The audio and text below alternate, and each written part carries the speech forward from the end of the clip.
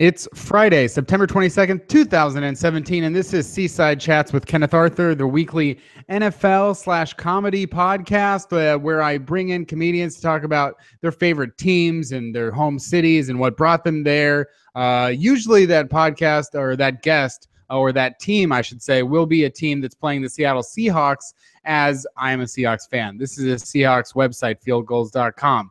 Everything usually centers around the Seahawks, but lo and behold, the Seahawks are playing the Tennessee Titans, and there are no comedic fans of the Titans. Everyone that is a fan of the Titans is a dull, droll, boring person who doesn't have a sense of humor, apparently, or I just don't have that many friends and contacts, which is probably the most likely scenario in which I couldn't find a Titans fan to come onto the podcast. But if there's anything that's close to Tennessee, it's certainly Miami. So this week, I'm bringing in one of my favorite improvisers, comedians, teachers, actors, Billy Merritt, to come on the podcast, talk about the Miami Dolphins, who, you know, maybe they won't be playing the Seahawks this year. Maybe they won't be playing ever very often at all. But there's plenty other stuff that we can talk about. We can get into Jay Cutler. People are interested. And we can get into a bunch of other stuff. Billy, thanks for coming on to the podcast and speaking all things, whatever it is we talk about today. Thanks for having me. And I'm sorry I'm not a Titans fan, but I do feel Miami and Seattle are sister cities in the sense that we're on the absolute opposite coasts. That's true. I've thought about that. I remember being a teen, perhaps, and I was at the time a University of Washington Huskies fan. I now hate the Huskies. Well, now I hate them. Okay. Because I went to Washington State University. Oh. But I do remember there was a time when the Huskies were maybe one of the top teams in the nation, and they had to go to Miami. And I remember thinking, well, that's so far. You know, it's the farthest away you can get. And also the game had been moved. I don't want to get dark here. I think it was moved because of September 11th. Oh, was it? Yeah. From what I recall, it was like a big match between Miami, and that whole week, all the sports were canceled and stuff was like moved. Wow, that was a while ago. Yeah. And Miami wiped their butts. Is that a correct term for winning by a lot? Yeah, that's the Miami way. The Hurricanes. I'm not a Miami Hurricane fan, but yeah, I think it's those two cities are the farthest you can absolutely travel for any professional teams. Yeah. Until Anchorage gets their beloved team. Yeah. Well, let's hope. You know, fingers crossed. Well, in fact, the Seahawks, I'm thinking of the Anchorage Chargers because they're really not loved in LA right now. That's true. When we can get into LA specifics for the Rams and Chargers as well. But I mean, a year ago, I do remember that the Seahawks, much like this year, unable to score points in the early goings. I do remember last year the Seahawks went to Miami and played the Dolphins in week 1 and won 12-10. A barn burner. Quite the barn burner indeed. But, you know, in terms of, let's go back to your roots. So describe for me where you were born and perhaps your earliest memories of like becoming a Miami sports fan or a Miami Dolphins fan. Well, I lived in Miami until 6th grade. Born a long time ago. So I was in Miami literally during their perfect season in 72. So my memory of Miami are my first memory of football itself and anything was the Miami Dolphins having a perfect season. I just assumed that's what every team did. I remember having a Larry Zonka football jersey, and all the kids wanted to play Zonka or Mercury Morris, Bob Greasy, Jim Kick, keep good. Larry Seipel, the punter, even him I remember. So that's but I was way too young to understand what football was, but I just remember the magic of the undefeated season. But most of my growing up in Miami was during the Dan Marino era. Yeah. Where you just expected touchdowns, you know, just no matter what. And then I ended up moving to Gainesville after 6th grade. I became more of a college fan at the University of Florida, fighting Gators. But I've always still followed the Dolphins, although the last decade has been pretty rough. It's been pretty. My mindset is more like, well, when will they fail? then this is a good year though. Hopefully this year will be different. Last year was fantastic. Did not see that coming. It was interesting, and I think it's. We'll get into the current iteration and what my thoughts are on Adam Gase and the new Dolphins. But yeah, now that you say it, the last Miami Dolphins playoff win came in 2000 against the Indianapolis Colts and Peyton Manning, before losing 27-0 to the Raiders. But the year before that, I do remember that they beat the Seattle Seahawks in the wild card 20-17 when in Dan Marino's final season. As someone who, for me personally, didn't get to see a lot of Dan Marino because, I was getting into the Seahawks maybe 96, 97, and big time 99 when Mike Holmgren came over. Like, what does Dan Marino mean to you? It seems when you get into, it's easy as a statistical guy for me to look at his early seasons and go, man, no one had ever done that before. He led the NFL in passing yards and touchdowns, dominant numbers, 1984 Super Bowl appearance, it's clear domination. But then as the years go on, the touchdowns go down, the interceptions go up. But in general, when you're watching Dan Marino, what made him so special? Well, I think it was the excitement when he first came on. I think it was the second or third year that he actually got to the Super Bowl. Mm-hmm. In that moment, we thought, that's it, that we're always going to be going to the Super Bowl for the next 10 years because of this kid that was throwing the ball so well. But I would actually go back before Dan Marino and say Don Shula was the one because he was such a great coach that I would say the years before that, we were known for the killer bees of having a super defense. Yeah. And little-known quarterback David Woodley got us to the Super Bowl. Then he gets this talent, Dan Marino, and turns the whole team to fit around him. What happened, I think, to the Dan Marino era is they never got a running game. They never got the full team that they needed to give him the rest and not the reps, but it became more about chasing touchdowns with the pass than it was a complete team. Yeah. You know what I mean? That was always going to be our weakness, is we couldn't run the ball. And if you just rely on the pass, I think the back half of his career kind of showed you what happens. So it was weird. And ever since Dan Marino, we've never had, I think, a player like that, a player that could actually will his team to win. And you could see as he got older, it got harder for him to do. Still, I think one of the greatest quarterbacks to never win a Super Bowl. Absolutely. I mean, him and Charles Barkley. Charles Barkley came very close to winning many Super Bowls, but couldn't quite. The round mound of the football field is what they call them. So in terms of, there's such a focus on Dan Marino, but also it seems like with Dan Marino not having a running game. I do remember, now that I'm looking at some of the old stuff, Kareem Abdul-Jabbar was the name of a running back, which is nuts. Yeah. They had some great running backs. I can't remember. Sammy Smith. I think these are people after Moreno, though. I don't understand. I guess it's just the offense itself, when it becomes so pass heavy. We had that same problem at University of Florida with Steve Spurrier, the fun and gun.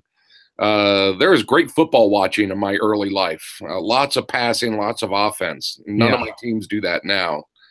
We had. But yeah, I did want to know, through that, outside of Marino, who were defensively, offensively, special teams, who were the guys that you remember fondly that you attached yourself to outside of the shining star?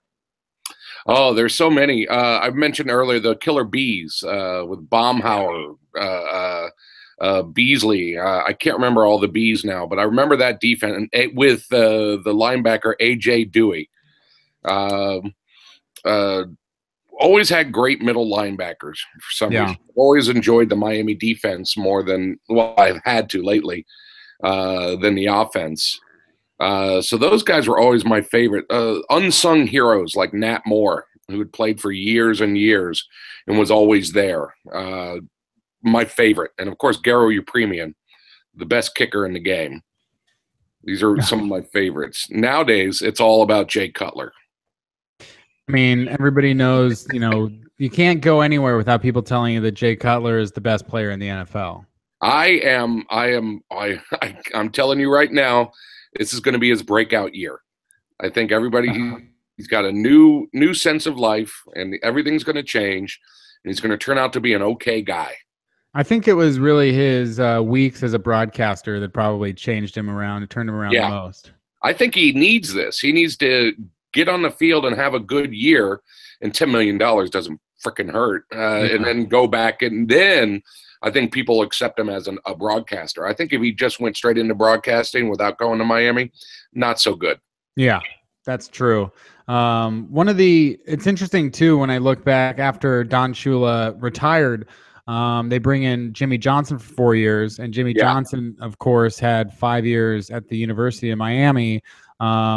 So what was your relationship with Jimmy Johnson prior to him coming to the Dolphins? Obviously, he had 2 Super Bowl championships with the Dallas Cowboys, but how much excitement was there when Jimmy Johnson came to Miami? I'm not a huge Jimmy Johnson fan at that time because going to the University of Florida, I hated University of Miami. So I hate the Hurricanes. That's the thing about Florida football is we can all be big Miami fans, but if you're an FSU fan, then you suck. Or if you're a University of Miami fan, then go to hell. So I never was a big fan of his, but we'll take anybody we can after Shula. But those are giant shoes to fill. I seem to remember his last game was getting blown out by the Jacksonville Jaguars in a playoff. Or was that him? Or no, it was the former Pittsburgh coach that was that. Well, you mean Wannstedt? Yeah, Wannstedt. I think that was the last time. That was like the end of the Miami era, if I remember. Yeah. The playoff game where we just got blown out by the Jacksonville Jaguars, and it's just like things were never the same after that. So as far as what's his name, I love him now. Who were we just talking about? Jimmy Johnson. Jimmy Johnson. I blocked him out of my head. After the hurricane, I just heard he has this great house and a little bar and restaurant down in the Keys. And he was hit hard by the hurricane, and I saw an interview with him, and it was almost after hearing that interview and all that stuff, I almost came to peace with him. And it's like, I'm going down to Florida for Christmas. I'm going to come to your bar. I'm going to give you some money because you need it. The Keys need my money. So I'm a fan of his now. Wasn't too crazy about him at that time. As somebody that I want to talk more too a little bit about college football in Florida, since I know you got plenty to say about the Gators, and as someone personally who I went to Washington State. Washington State's never they're a Pac-12 school, so they're technically eligible to win the national championship, but I don't expect it to ever happen in my lifetime or anyone's lifetime because they've been around for 100 years and it's never really come close to happening. And the Florida, they didn't win their first national championship. They didn't finish, and then from what I understand, until 1996 under Steve Spurrier. And at that time, you must have been a Florida fan for quite a while. What was it like when they won the first national championship? Did you think it was possible? Was it shocking? Now do you have a sense of we should be winning the national championship?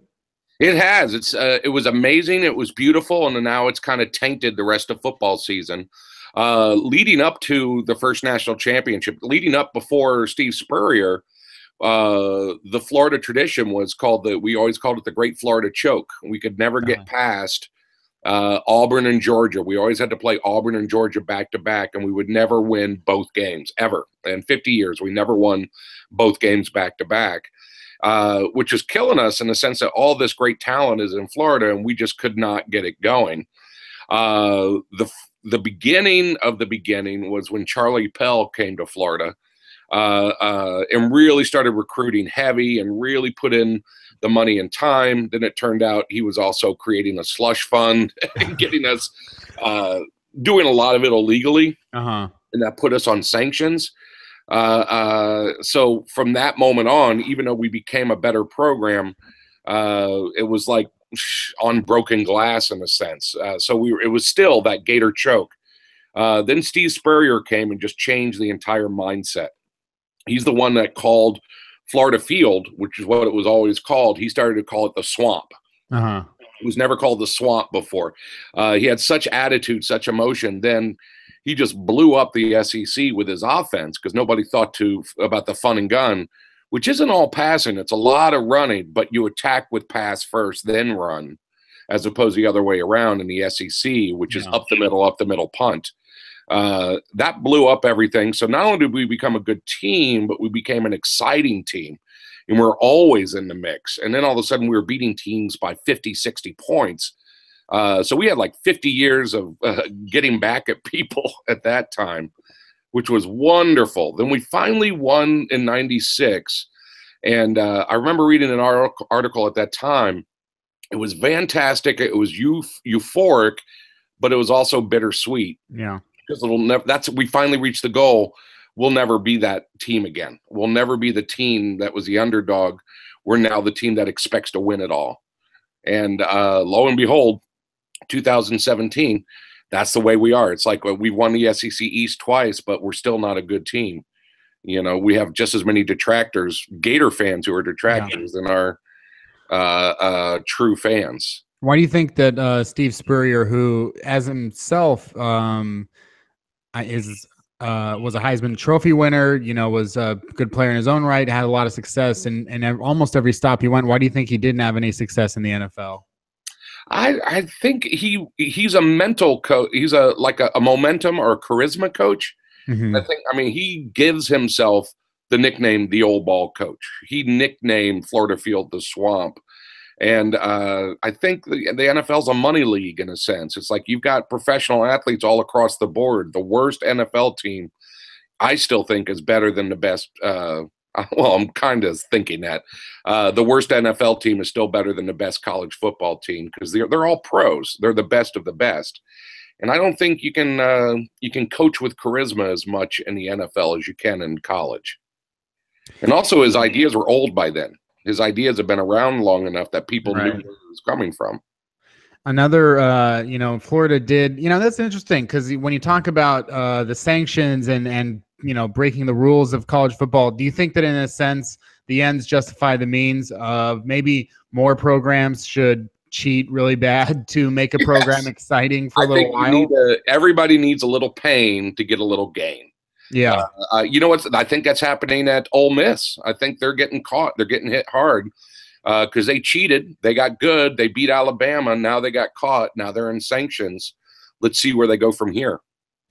It did make them a program that made them a program that was enticing for head coaches of note. So in 2004, Urban Meyer took Utah to an AP finish of 4th in the polls. Then the next year went to Florida. Since then, he has, had 5 and coached teams 5 times over those seasons since then that hit number 1 in the polls, 3 national championships, 2 at Florida. What were your thoughts on Urban Meyer? And then how shocking was it when he retired in 2011 and then pops up a year later at Ohio State? Overall, just crappy. Nobody at Florida. It's odd. We should thank him for giving us, he gave us probably our best teams. The Spurrier teams were awesome. And always it's like, could the Spurrier teams beat the, what's his name teams? But it's like the way he did it and the way he left our cupboard bare. The last year with us, it's just like he didn't. I don't know. It's not fair to say.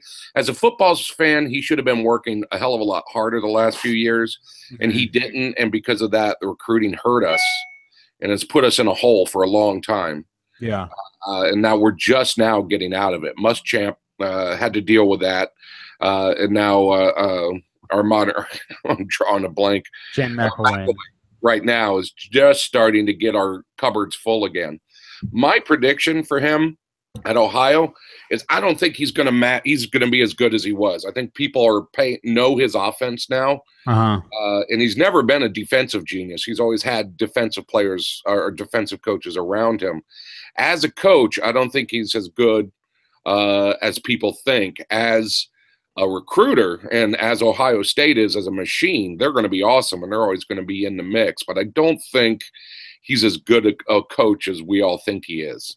Because he's had great players. I mean, you got to Tebow won games, Yeah, we didn't even talk about Tim Tebow, which is probably a first for any from people talking about Florida. Yeah.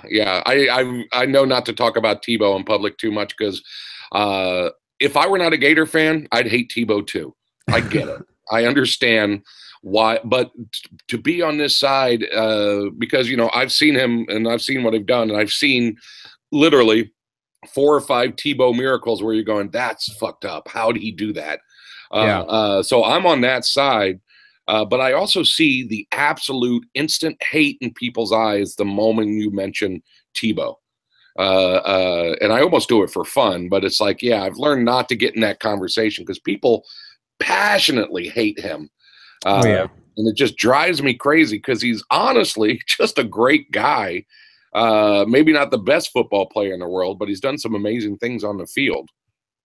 One of the players of that period that strikes a much more hateful note with Seahawks fans is Percy Harvin.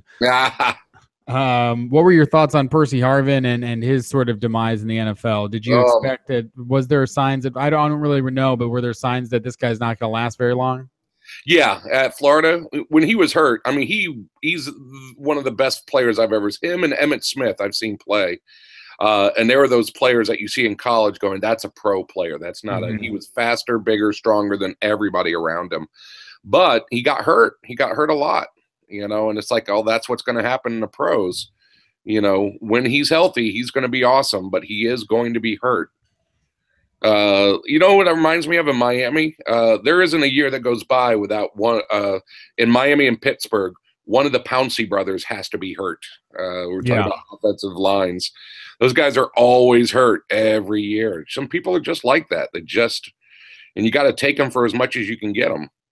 And don't put them on your fantasy team. Do you think that I'm just looking now at all the players from Florida drafted in the last decade, and the only one to get a first-team All-Pro nod, though there's a ton of them. There's a ton of players, so it's like they're producing at incredible numbers and rates. But Marquise Pouncey with 2 first teams All-Pro, 5 Pro Bowls, is that the best player to come out of Florida, or is it just maybe his position is helping him? There's so many great players. The Pouncey twins. I mean, I look back at how amazing that offensive line was and how for granted that we took that, how great they were. Yeah. I'll go back to old school great players like Wilbur Marshall, the linebacker, and also Jack Youngblood for the Rams, old school, as some of the great players to come out of Florida. Recently, I don't think we have superstars. I think we have stout, strong team players, and that's the way they're taught to play. They play as a team. They don't play as superstars. There are some disappointments. Dante Fowler at this time. Yeah. Joe Hayden, maybe a little bit in recent couple of years. Derek Harvey, who was the 8th overall pick, and he didn't have much of a career. Totally forgot about him. But I like Keanu Neal of the Falcons. He's a guy that we talk about a lot. Yeah, he's fast. He's got speed. Him and Poole were both on the same team, are both playing for Atlanta now. Yeah. Yeah, I think last year we had 7 defensive players drafted, and they're all on NFL teams now. I love Gerard Davis, and he's starring for the Lions. Oh, he's going to be a good one. Yeah. If he doesn't get hurt. That's it's a tough tag to put on people, but at the same time, it's just this thing that certain guys just show that they're not that they're just they can't take certain hits, and other guys show that they just never come out of the games. Who are the Seattle's hurt players? All hurt team. The all hurt team. This is a great question. The all hurt team for guys that are currently on the Seahawks would. Well, first of all, George Fant is on. I'm just going through the roster in my head, but George Fant's on IR. CJ Prosise, the running back. He played 6 games last year. He's not a fan. He's on my watch list on my fantasy team. I'm scared of him. He's every time he played, he was explosive. He's the big reason why the Seahawks beat the Patriots in New England last year, the only team to beat Tom Brady last year. Great player in some rights, but just can't get out there. And now that he's out there, now everyone's focused on Chris Carson. So Thomas Rawls, constant. Yes. Right now Eddie Lacy, but even him being healthy, it doesn't, and not coming out. But Paul Richardson finally put together. He hasn't been hurt in a little while, but we're just waiting. Yeah. Tyler Lockett. It's tough to play football, I think. Yes, I think it's a painful game. I mean, imagine any sort of job where you're expected to play with pain, but also knowing that an injury is coming your way. You're not going to get through an entire career without having one pulled muscle at least, or a torn tendon or something like that. That's a major thing in real life. Yeah. What's the most arduous job that you've ever had? Arduous job. I was on the growing up. I was on the practice squad at University of Florida. Oh wow! Played high school football at Florida or in Gainesville. And at that time, this is pre-Charlie Pell. Anybody could be on the practice squad. You just show up if you've played football, and you have some sort of size and you have some sort of experience. In that time, over 3 years that I volunteered to play, I had 3 torn tendons in my ankle. That was the very first play on AstroTurf. I twisted my ankle backwards, broke my wrist, cracked my sternum, and dislocated my shoulder. Fun. And that's over 3 years. But at the time, you don't pay attention. It's fun. Yeah.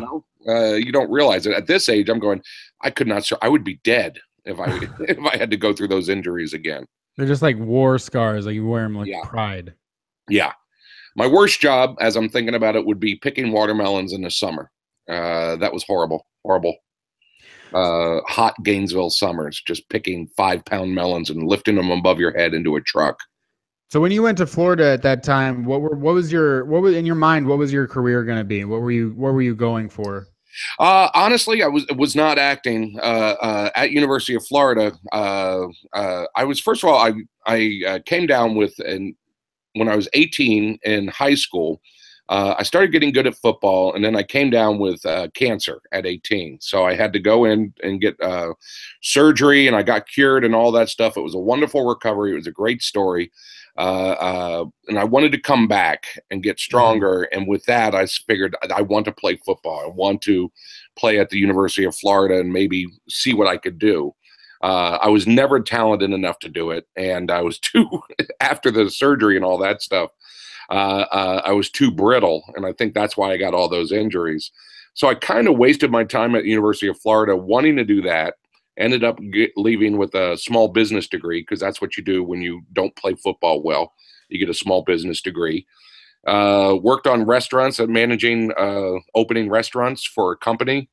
Got tired of that. Went back to school down in West Palm Beach, Florida. That's how I got into theater. Ended up going up to New York and getting into the UCB and stuff like that. So that whole period was about 10 years of my life. So it took me from college till the time I was about 28 or 29 to realize I wanted to do the comedies. Yeah.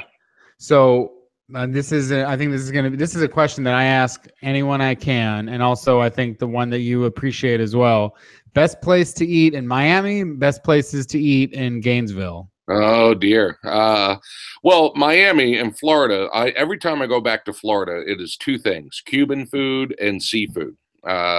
Maybe Seattle. Besides Seattle, I think South Florida has the best seafood in the country. Just absolutely the best fish, all that stuff. But if you're in Miami, it may be a little, I don't think it's that touristy, but you got to go to Versailles, the Cuban restaurant, and a Little Havana. Okay. It's a big old place. It's open, I think, 24 hours, but is just without a doubt just quality, great Cuban food. I love Cuban food. Probably because I don't have to eat it all the time. How do you like the Versailles over on Venice Boulevard here in LA? Not the same as the Versailles in Miami. It's a different place. I don't know how they got away with that name.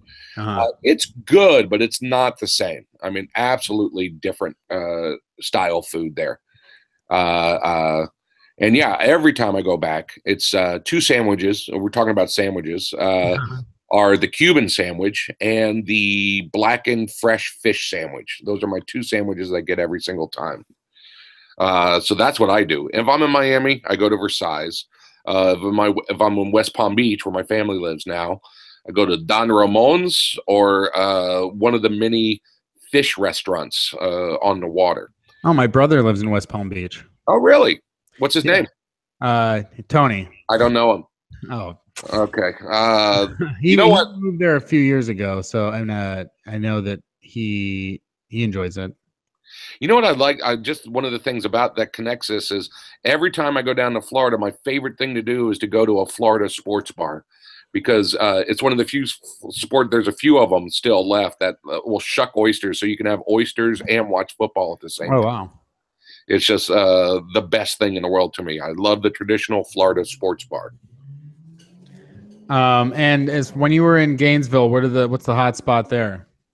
I worked at a place. That's the first place when I started working on restaurants. I worked for a place called Leonardo's Pizza, Chicago-styled pizza, but done with a hippie tilt. So it's like a thick Chicago pizza, but it's whole wheat with broccoli and stuff like that in it. That's really good. The original, we're talking about sports bar. Hooters. Are you familiar with the Hooters?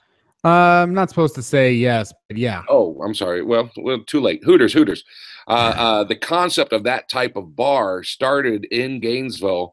There was a college bar called CJ's where they just did wings and pitchers of beer and girls in dolphin shorts. You remember dolphin shorts? I think so. Yeah, they're dolphin skin short. I don't know. And the people that worked at CJ's ended up opening up the first Hooters in, I think, Tampa. And then that craze took over. So that came out of Gainesville. I'm very proud of that. I still remember the smell of that restaurant. It smelled like beer and vomit. That's something that you look for, I think, in a place. And also like the fact that, Hooters has it's a double entendre. I'm also in my head, I'm thinking, what's a double entendre for CJ's? But I think you can probably come up with something. Well, you know what? I totally forgot. I worked at a bar called Purple Porpoise. And CJ's and Purple Porpoise were pretty much the same bar. I was the doorman at Purple Porpoise. And that, of course, means purple dick. In case, are we allowed to say things like that? I'm sorry. You can't say, we would prefer maybe maroon, maybe?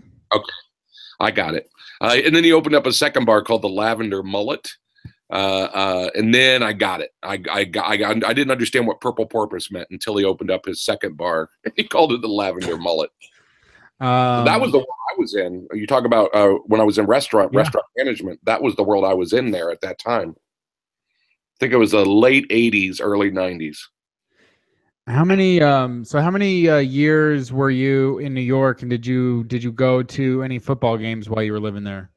Yeah, I went to a few. I was in New York for 12 years. I would try to go see Miami Jets, but Jets fans are just difficult to be with.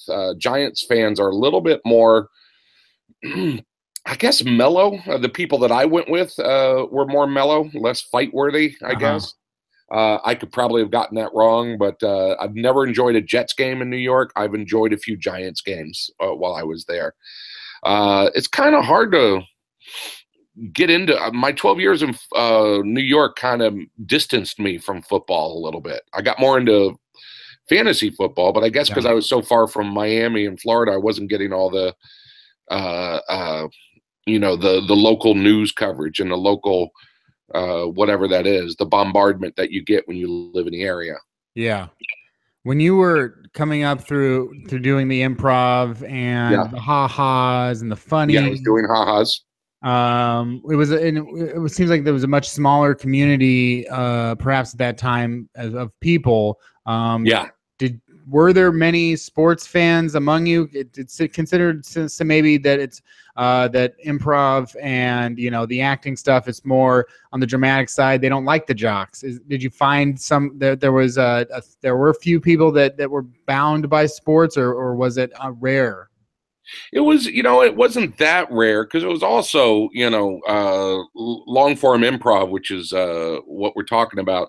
At that time, it wasn't a popular art form. It wasn't something that agents and whatever wanted you to go see. It was more like comedians heard about it. So it was pretty much a white male nerdy domain, and a lot of us either played D&D or fantasy football. So a lot of us had those childhood crushes on your teams. Eagles fans. You get a lot of Eagles fans that just won't let it go, especially in improv. I don't know where that comes from. A lot of Pittsburgh fans and stuff like that. Yeah. I think improv really got me into, and I'm not addicted as much now, but I was severely into fantasy football for a while. Now I just have a couple leagues and that's it. I used to have 5 or 6 leagues going. Now I just do a couple and it's just a fun little thing.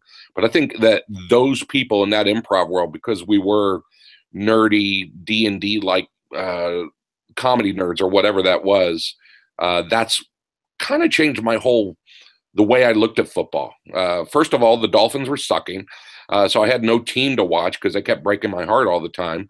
I just got divorced, so I had a lot of spare time. And it's like, well, now let's try this out. And I got into fantasy football hardcore while I was in New York. And I think the improv world got me going with that.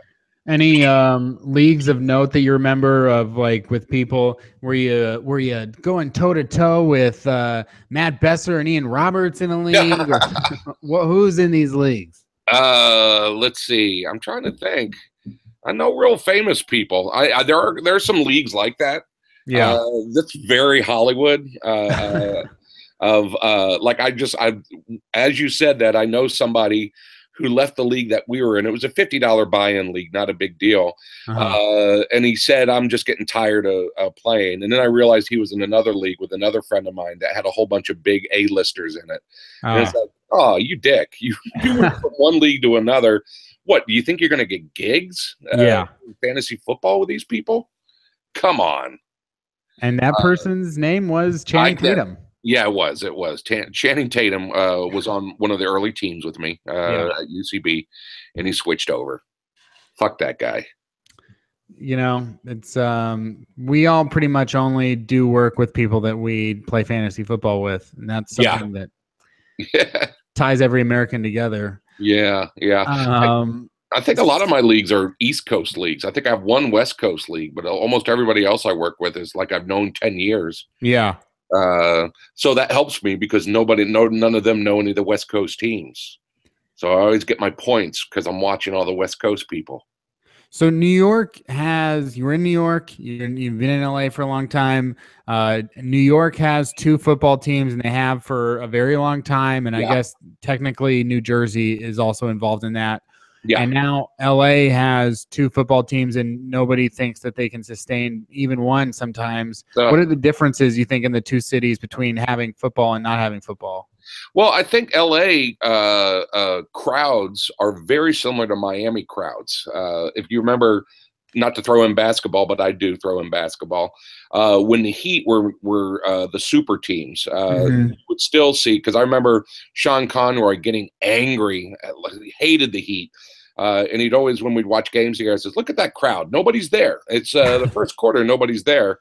And I said, "Dude, they got to park their boats, man. It takes a long time to float up to the, and I think that's very like the Lakers, and that's going to be like the Rams. Everybody casually comes in to see games. I think the Rams will start, if they play like they did last night and they become a fun team, they're going to be LA's team. The Chargers don't belong here. Nothing against them. I find them, fantasy-wise, I always get good people off of the Chargers. But I think even today, I just heard on SportsCenter that they're thinking of going back to San Diego, or it's in the news, whether it's true or not, because they are not getting a good reception here. I think the Rams will start to pick up a little. We should go see a game. We should go. Are you going to go to the Seattle-LA game? I haven't made any plans. I've never been to the Coliseum, though, so it should be on that. Neither have I. That's a bucket list thing. You got to do that. We'll do it together. It'll be a lot of fun. All right. Yeah, that sounds great. Okay. Get the tickets. Pick me up. I'll make some sandwiches, and we'll go. Oh boy. You'll be.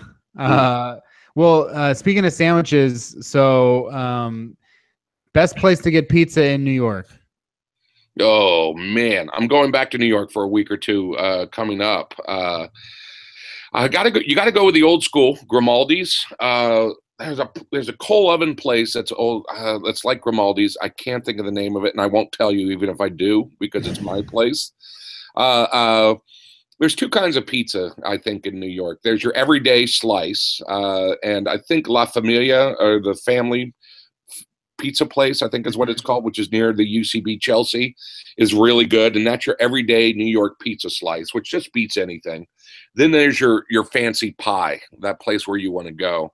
And, don't screw around. Go to Grimaldi's. Go to one of those places that people have all talked about. Stand in line and see what you think. I think it's a good slice.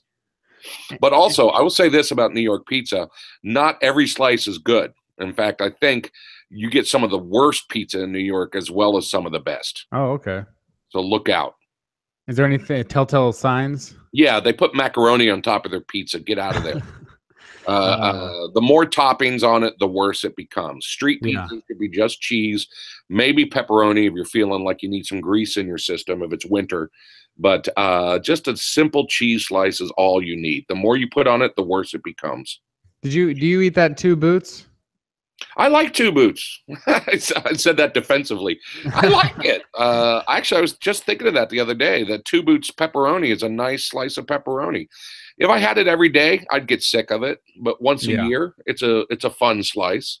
It's corn dusted, so it's a little bit different. It's not New York traditional. I feel like a lot of people are listening to this don't know anything about it, but it was surprising to me because living out in LA, I went to Two Boots in Echo Park, and I thought, oh, that's interesting. One place that it's like they've got like a Cajun flavor to pizza, which is different and interesting. Get the crawfish on your pizza, and then going over to New York and finding another Two Boots right next to the UCB. I was like, this is nuts. I thought that there was only one, and now it's on at least both sides of the country. No, I know Two Boots very well because the owner of Two Boots was my landlord when I lived in New York. And anytime we had co-op meetings, he'd bring Two Boots pizza. Oh, wow. So we'd all come to co-op meetings all the time. Yeah, it's weird. It's not New York pizza. It's supposed to be Louisiana pizza. Yeah. And more backstory, the UCB East used to be the Two Boots Theater. They used to have they used to be a video store and a pizza place, and they would play vintage and grindhouse type movies, and where the UCB East is now. That sounds great. Yeah, I'm glad I could help. That sounds like a story that I would hear about New York. Like, absolutely. Yeah, it's hilarious that it's a very New York institution. Cajun pizza. Wrapping up the food, because I got it just like a burrito. Let's wrap up the food. Since I'm in LA, I do think sandwiches. So pop me a sandwich or two that I gotta go get in LA if I haven't already. If you haven't gone to was it Bay City Deli's? Have you know where that is in Santa Monica? That one I've heard, and that one I've had, and I do love it. That's on your list. Where to go, man? There are just so many. And the sandwiches changes from time to time. There was a place on around the corner from that restaurant called Delancey's. It's called Tamarind Avenue Deli. Tamarind Avenue Deli. They've had some fairly good sandwiches in there. Where is my sandwich of choice of late? Oh, well, this doesn't help you at all, but I've become a Jersey Mike's fan lately. That's not fair. It is a quality fast food sandwich. I've discovered it's the lettuce and the tomato. It's fresh lettuce, fresh tomato, all with that oil and vinegar stuff, and it does remind me of Jersey and of those type of sandwiches. So I've never had a cheesesteak there. I don't know what those taste like at all. My local place is great. Quickies makes an amazing Italian sub. For those who don't know, Billy had a podcast called Make That Sandwich, where guests would come on and talk about sandwiches. Did that start out as a live show? Yeah, it started out as a green room game in New York after shows when we were hanging out in a green room. And the premise of the show is a game. And the game is, let's say you got 5 people in the room. All of us decide what this one person, we pick one person and we make their sandwich. And you make it one ingredient at a time.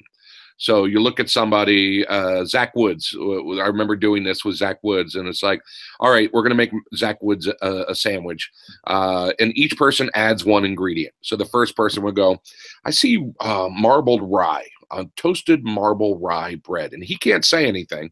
And each of us adds an ingredient onto that sandwich until we feel we've put enough ingredients.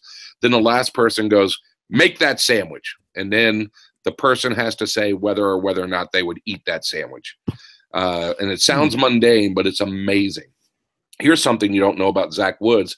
He hates avocados on sandwiches. Wow. Yeah. See what we learned? I name dropped and talked about a sandwich. I mean, is avocado the California food? Is that the number one food of California? I think so. I've accepted it in my life. I will not buy avocado toast, but I love making avocado toast at home.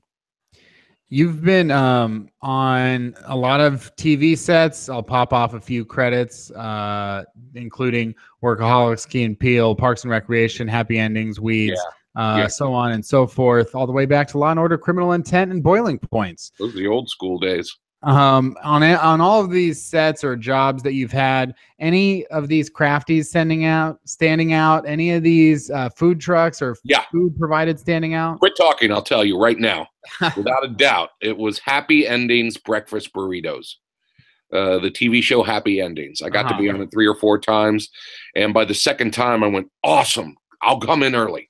They had the best, I think, actors, if you get on set, get there early enough to get the breakfast burrito. Yeah. It's just so good. It's high energy. It's tasty. It fills you up. Don't eat too many because you got the whole day to go. But get that morning breakfast burrito. I really feel in the times that I've ever been on a set, and it was only as an interviewer, but just being able to be around it. And even as an interviewer, they let you, whatever, nobody's watching, or just have some stuff. I think just the fact that I love free stuff and I love food. I mean, the fact that it's free food, it just blows my, I want to be an actor just for that one reason. Yeah. Craft services is everything. I judge a set by whether or not they have Twizzlers or red vines. If they have just red vines on the regular candy table, I don't consider them cultured.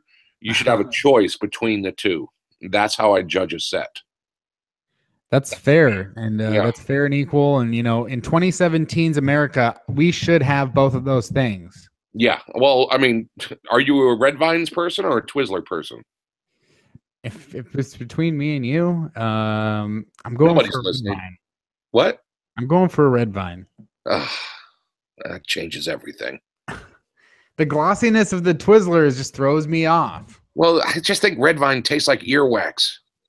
I'm just not a fan. I'm sorry. I've tried. I have tried to like red vines. And I always used, I think also I associate, who doesn't, but I associate red vines with the movie theater, and I associate those times as a kid chomping off both ends of a red vine and turning it into a straw for my soda. That is my exact memory with Twizzlers. Yeah. Sprite and sipping it out of a Twizzlers. While you were in Seattle doing that, I was in Miami doing that. It may be a coastal thing. It is a coastal thing. Absolutely.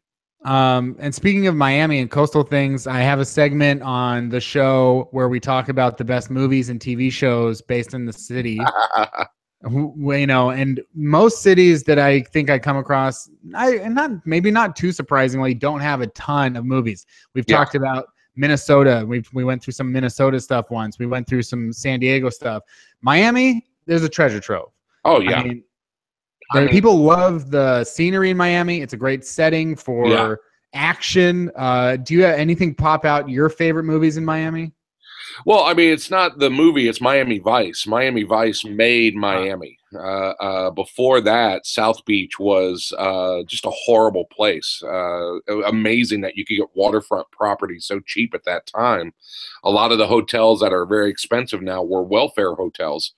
But all that Art Deco was beautiful. So they used it for shooting, and then it just turned into what we know as South Beach now, and that whole attitude, and I think from that, everything else grew. As far as movies go, my first job it wasn't a movie, it was a TV show. My first job was running security for a TV show with Burt Reynolds called BL Stryker.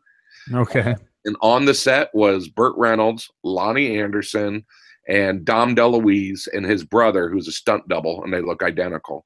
Wow. And I was starstruck. And it's like, this is for me. This is what I want to do. I want to be Dom DeLuise's best buddy. Did you talk to Dom DeLuise? Yeah. He asked for a chair, and I got him a chair. So we're pretty tight. That is tight. I honestly do owe my acting career to Burt Reynolds. He lived in Jupiter, and he donated a lot of money to the theaters that I went to school at and studied. I got into acting in West Palm Beach. I studied at Palm Beach State College, then the Duncan School, which is part of Palm Beach State College. There's a lot of great teachers there. And then there's a acting repertory company called the Burt Reynolds Institute, the BRIT. Mm-hmm. And it's the only place in that area in Palm Beach County that you can get your actor's license or your actor equity card. So we took classes there. So I owe a lot of my career to Burt Reynolds. When you say, I mean, this is, I have a couple more Entertainment Miami questions, but when you say South Beach, it does strike a visceral chord in me, especially because it's a sports podcast.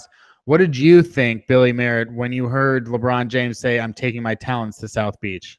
It was the greatest day, not the greatest day of my life, but it was amazing.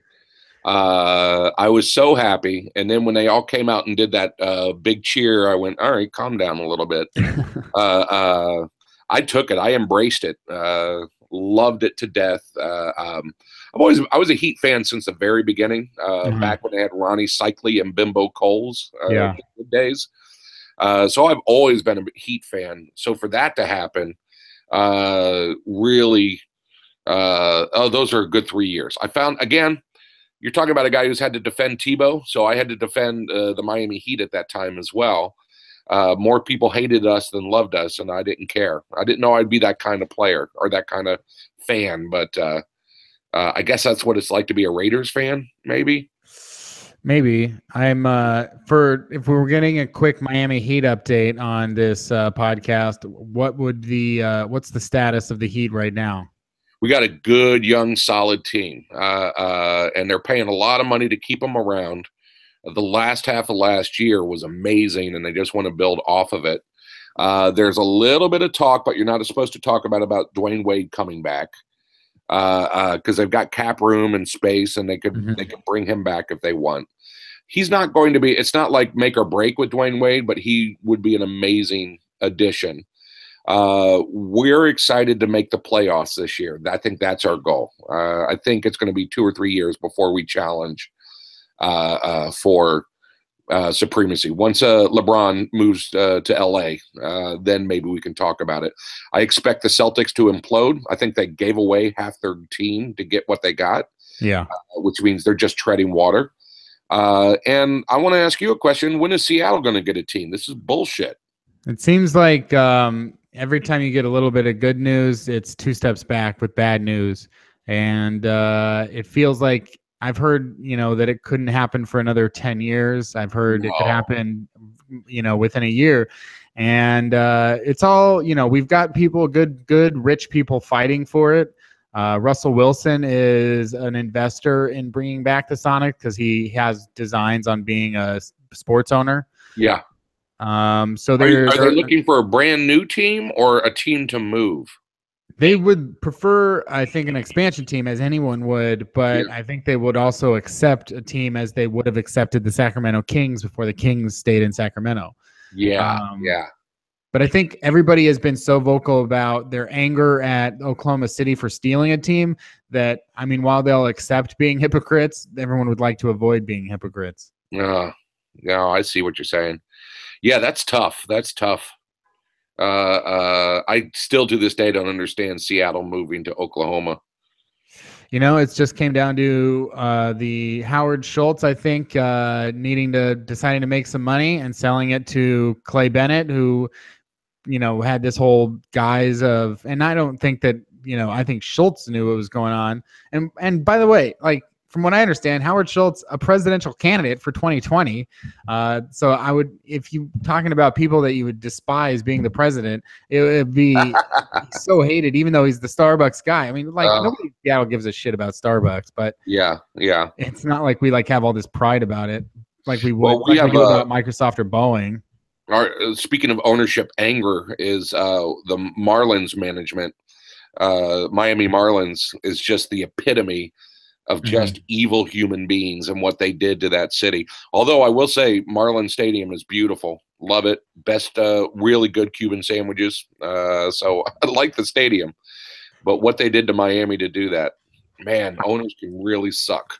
I can't believe that, and I mean, looking at it now, because I was going to ask you about Giancarlo Stanton, but I can't believe that he signed through 2028. Yeah. Well, I don't think he doesn't have a no trade clause though, right? I think. Yeah. Well, it's just the fact that anybody he's signed through 27 and he has an option for 28. To think about the fact that we're, currently in 2017, he signed a 13-year deal. It just blows my mind. But I think there's a couple reasons. I think he wants to. He's very traditional, or his family is, and he wants to be like Jeter was for the Yankees. He wants to be for the Marlins. The Marlins, if you take the ownership away and you look at their farm system and everything else, they're a team on the rise. They got a lot of good talent coming up, more talent than they need. The stadium's awesome. It's easy for him to jack up home runs, obviously, in that stadium, especially when they close the ceiling, and they never have the ceiling opening because it's too freaking hot. Yeah. Also, Miami's an incredibly livable city. It's a nice place once you hang out there. If you can get through a summer in Florida, then you can live there. I think that's what I tell people. If you can get through the heat of the summer, especially down in Miami, and you still like that city, then you're gold. Also, there's no tax, so he's all that money is his. All that it just thinking about the Marlins. First of all, I guess, is Giancarlo Stanton, is he the best? Is he the most popular athlete in Miami right now? Ooh, I think he is. Imagine where we would be if I can't remember his name, who passed away by the boat accident last year. Jose Fernandez, man. That was a wind out of the sails, a punch to the gut. Yeah. But imagine where this team would be if he was still with them, because he was really popular as well. I think Carlo is, next to Dwayne Wade. D Wade, even though he doesn't live there, it's still Wade County. I mean, he's still the number one man. How big of a go ahead? I would say the athlete that's been there the longest, that has the most respect, is Udonis Haslem. He's invested a lot in the community. He owns like a shit ton of Subways and Starbucks, stuff like that. Smart. Always has taken less money to play, and he's got that work ethic that everybody loves. And oddly enough, it's not a football player. I can't think of a football player of Miami that everybody like Dan Marino was. And I think I've had this conversation with people a lot recently, which is that football players, I mean, even though the NFL, like, their ratings are, I mean, you can talk about the decline, but the NFL ratings dwarf the NBA ratings, and they dwarf baseball ratings. Like, baseball doesn't even strike a chord for a lot of the bigger picture stuff in terms of national attention and international attention. Yet at the same time, the way that football is with the helmets and the team sport, and there's so many of them and everything, like, nobody compares as terms of being a superstar. There are no NFL superstars for the most part as compared to maybe the 20th best NBA player. That's so interesting. Why is that? Is it injuries? Is it lifespan? I think that both of those things have something to do with it. I think it's so much it's so much easier to have a giant highlight reel, or to attach yourself to, like, every team can have some teams have 5 superstars, but even the bad teams have maybe 1 superstar. It's so much easier, it feels like, to just, especially in the NBA, even though I think that it gets overhyped, because I think the NFL is also a league that lacks parity. There's only 4 or 5 franchises that have a shot at consistent Super Bowl contention. Yeah. But that being said, in the NBA, as hopeless as you might feel, at least if you're a fan of a team, you can just be a Zach Lowe guy or a Damian Lillard guy, and you can just say, well, I'll just follow that guy. Yeah, it's also 5 people versus 22 people on the field starting. So I get that. As long as we all agree, hockey will never be a good sport. Hockey? I don't know what that is. Hokey. Hockey, more like hokey. So skipping to present day Miami Dolphins. I just got it. Field goals. That's right. I'm sorry. What were you saying? That's okay. It's a moment that happens for everyone at some point.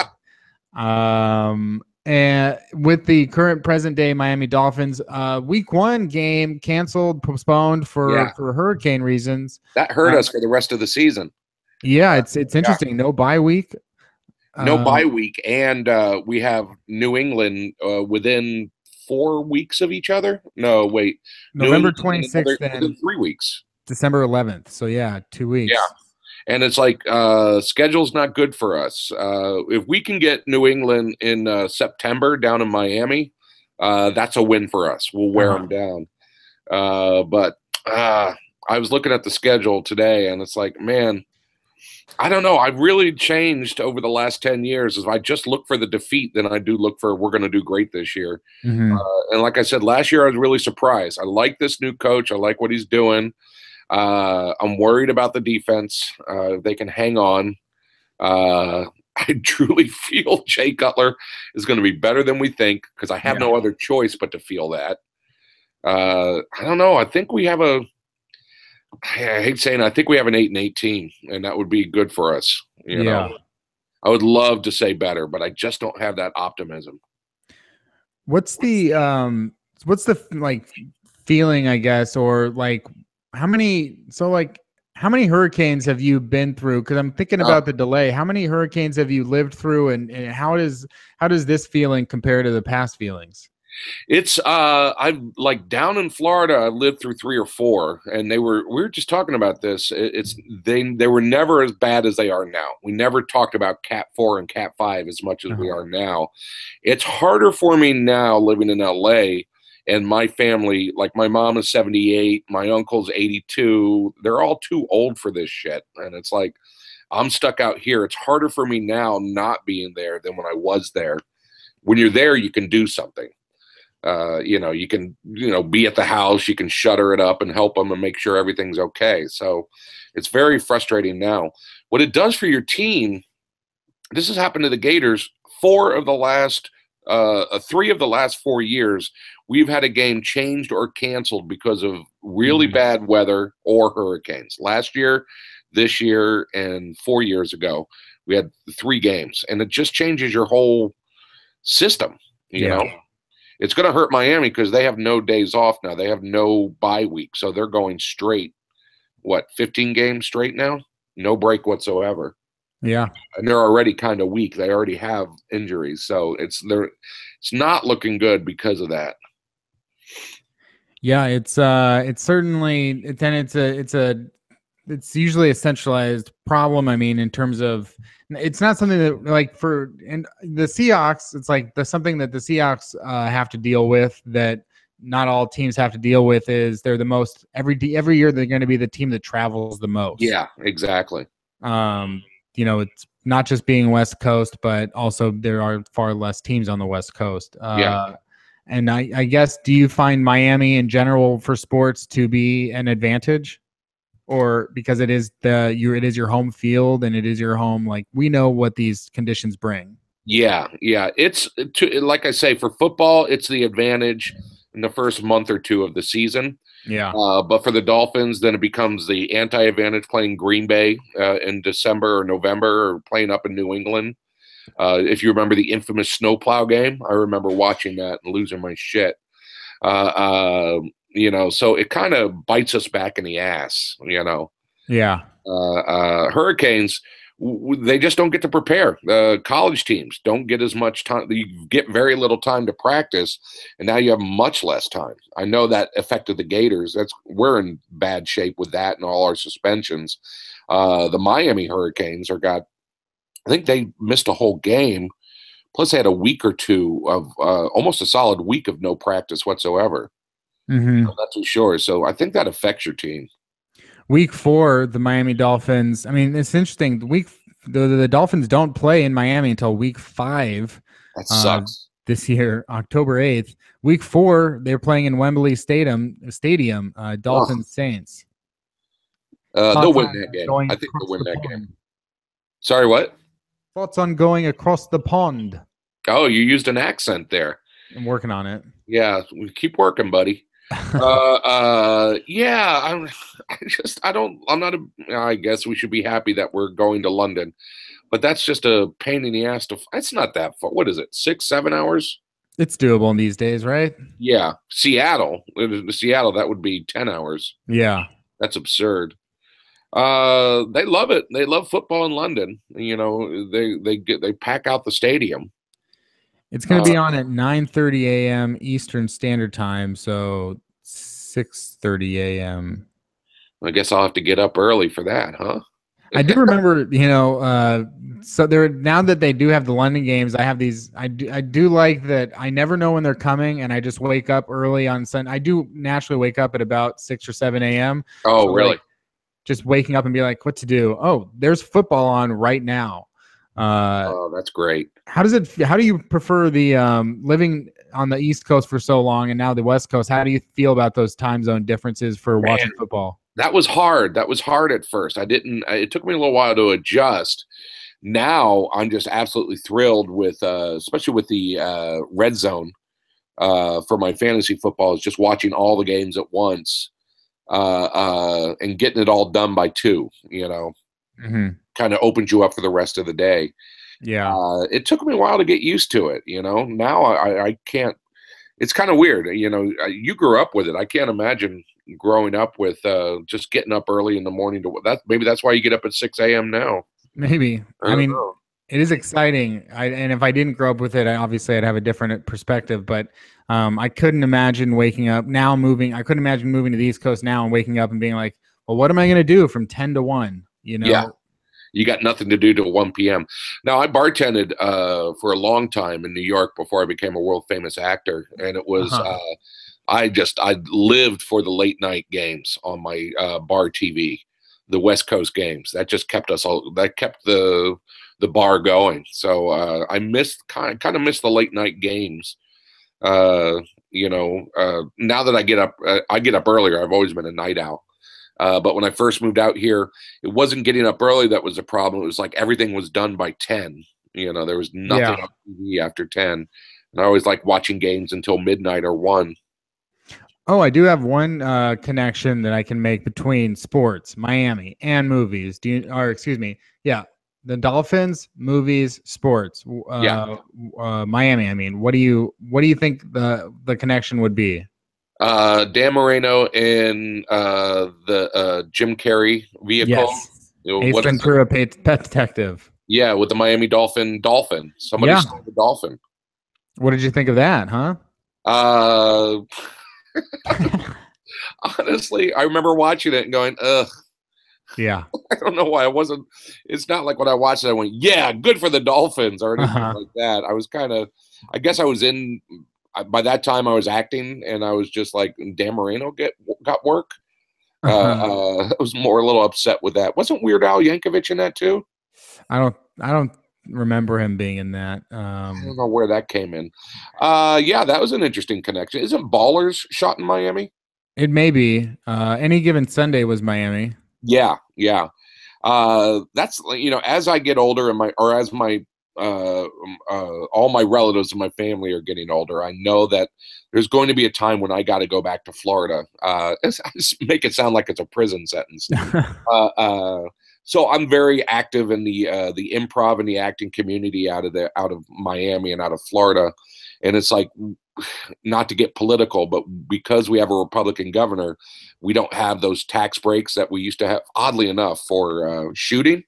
So there's not as much being shot in Florida as there used to be. It's kind of dry right now. You think of Ballers and you think of, was it Bloodline on Netflix? Those are the only shows I can think of right now that are shot fully in Miami.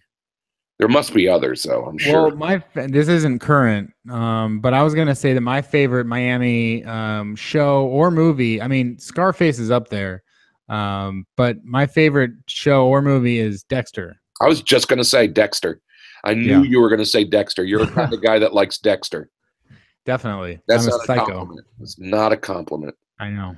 Yeah, I love honestly, yeah, I love those movies.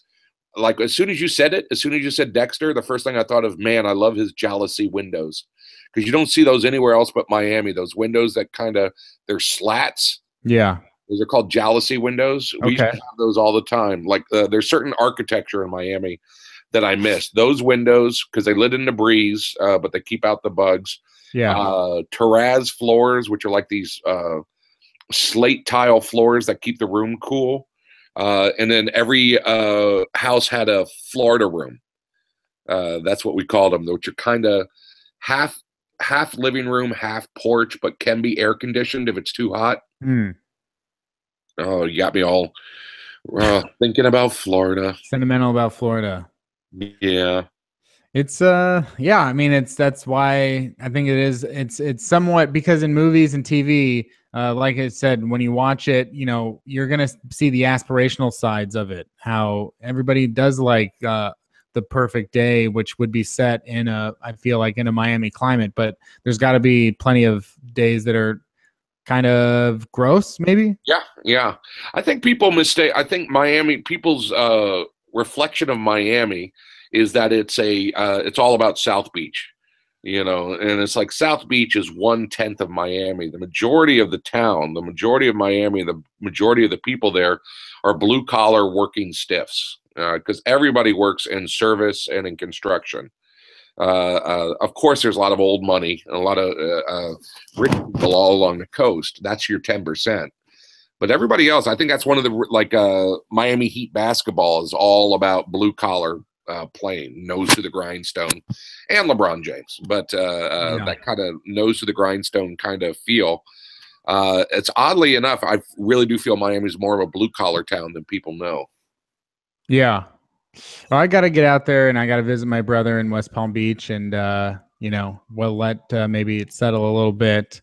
Let's wrap up with one last football related topic and something that maybe it's more. I think the Seahawks have their rivalry somewhat with the New England Patriots, and I'm just thinking in my head, Billy, in terms of the Miami Dolphins in the AFC East. Like, do you hate the Patriots? B, Yes. Okay, then let's move the B question to the A question. A question: do you think the Patriots are going to once again dominate the AFC and win the Super Bowl? And wait a minute, that was the B question. So that's it. What are your thoughts? Who do you think is going to win the Super Bowl? Who would be your pick? And is it the Patriots? I hate New England. I've always hated them. Hate Boston fans, New England Patriot fans. I always wish for their demise. Even last year when they were making an amazing comeback, I was so I don't think they're going to make it through this year. I think things, and I said this last year, so I think age is going to catch up with them. I think Brady is one solid hit away from being out, which is scary because he's my fantasy football quarterback. I don't know why I picked him. But having said that, who in the AFC is going to pick up the crown? Pittsburgh, Baltimore. I don't know who's better than New England. That's the problem. So I feel they'll make it to the Super Bowl like they did last year by default, not because, well, I don't know. I'm never going to give them credit. Also, did I answer anything? I think so. I mean, yeah, the AFC is interesting because it's only been 2 weeks, but I think we'll see what happens with Kansas City, Denver, Oakland, and Baltimore. Obviously, their defense has been phenomenal so far. So, yeah, I think there are 4 or 5 maybe interesting contenders, but at the end of the day, the Patriots, Bill Belichick is hate him or hate him. He's just so goddamn good. Yeah, I mean, they're the best coach team out there. They're the biggest cheaters out there. I think the black and blue league. As we learned at Florida, sometimes you got to cheat. Yeah, but there's a time to stop cheating. You got to quit after a while and just play the game. Yeah. I agree with you what you're talking about. I think Pittsburgh and Baltimore are good, but that league beats the hell out of each other so much. just the two games those two play with each other, they can't make it to the playoffs. They literally just fist fight in those games.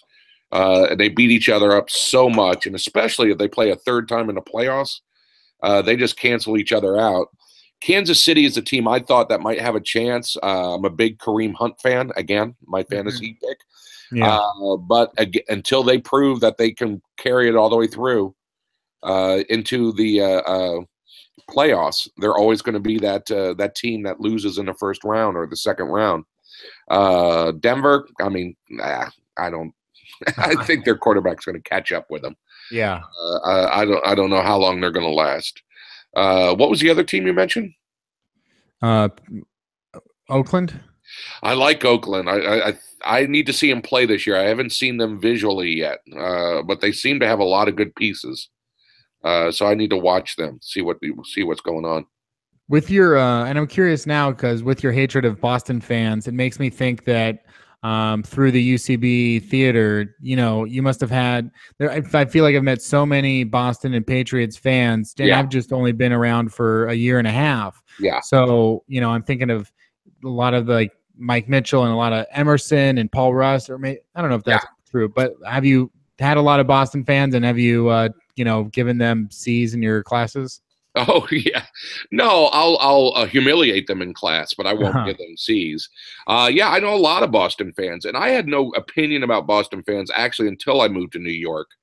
And while I was in New York, when I first started out, I was a bartender there. That's when the Yankees came in. That's when Derek Jeter's heyday. So by default, I became a Yankees fan because they were always on TV, and my bar was filled with Yankees fans, and they were doing incredible stuff. And that's where my hatred for Boston really started to surface. And then by that time, New England was just beating the hell out of Miami every time. So I just added that to that. In the comedy world, there's a lot of Bostonians. Everybody from Amy Poehler all the way down were Bostonians.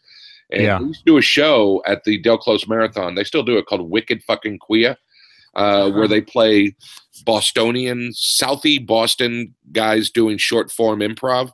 And I remember Jason Mantzoukas, who's also from Boston, came out with no shirt and just written on his stomach, Derek Jeter has AIDS, and threw beer on the audience and shot birds at each other. And it's like, well, at least they embrace it. They know they're horrible fans. That's fine. I can accept that. And that's a good way to end this podcast, is that we must all accept even our worst. One last question for you.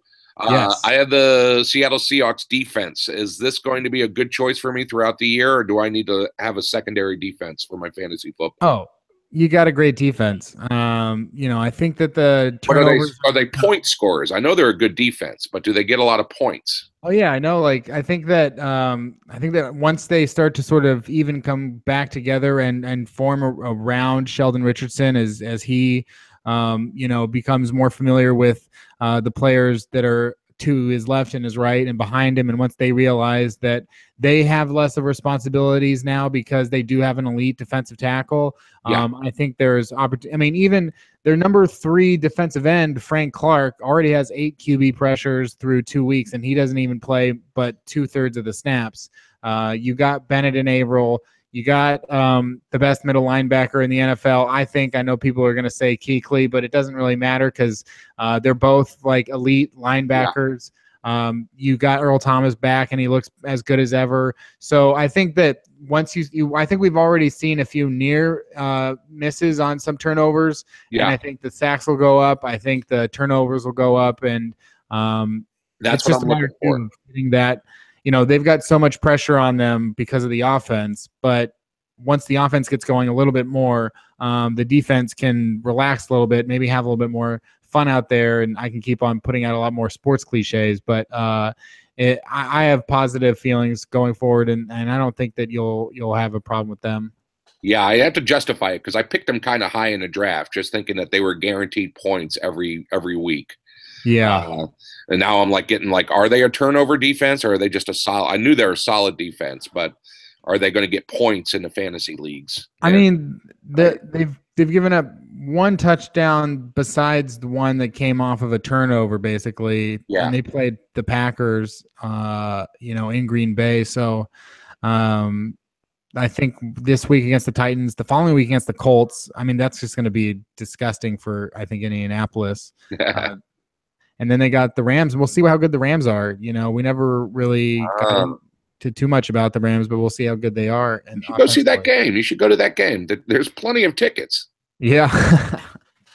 That's a fact. That's a fact. You'll never have to worry about it. We'll see what happens when the new stadium gets up and how much people are excited about it. But hey, you know what? Bring some sunscreen, okay? Because that Coliseum's open to the sun. So all right. take care of yourself. And then now that's the new way that we'll end the podcast. Always wear sunscreen, which Baz Luhrmann once said in a video about a poem written by someone else. So Billy Merritt, you can follow him on Twitter at Billy Merritt. You can see him if you're in LA, go to the UCB Theater on Franklin on Monday nights at 7 p.m. to see the Smokes. At least I think once a month you can see him at UCB Sunset playing with the Swarm with the aforementioned Sean Conroy and many of the other great improvisers from New York up until right now here in LA. Billy, what else? Is there anything else that I've missed that you want people to check out or know about? I think that's it. I'm doing another show called Toledo Rep. Yes. This is so weird. Was it every fourth Wednesday at 7 p.m.? Write that down, everybody. At UCB Sunset. That's a fun show too. Yes. Sassy Bluff and Toledo Rep. Yeah. Coming together once a month for a very fun show. So check that out. And watch Dexter on Showtime On Demand. So great. Quick question. When are you picking me up to take me to the Rams game? This is a great excuse. I don't drive, so I don't have a car, but I will Uber. All right. I'll get the Uber and go to the Rams game on October something. So thanks again, Billy, for coming on to Seaside Chats. Much appreciated. Much fun. This is a lot of fun. Take care, Kenneth. Take care, Billy. Okay, bye. Oh, wait.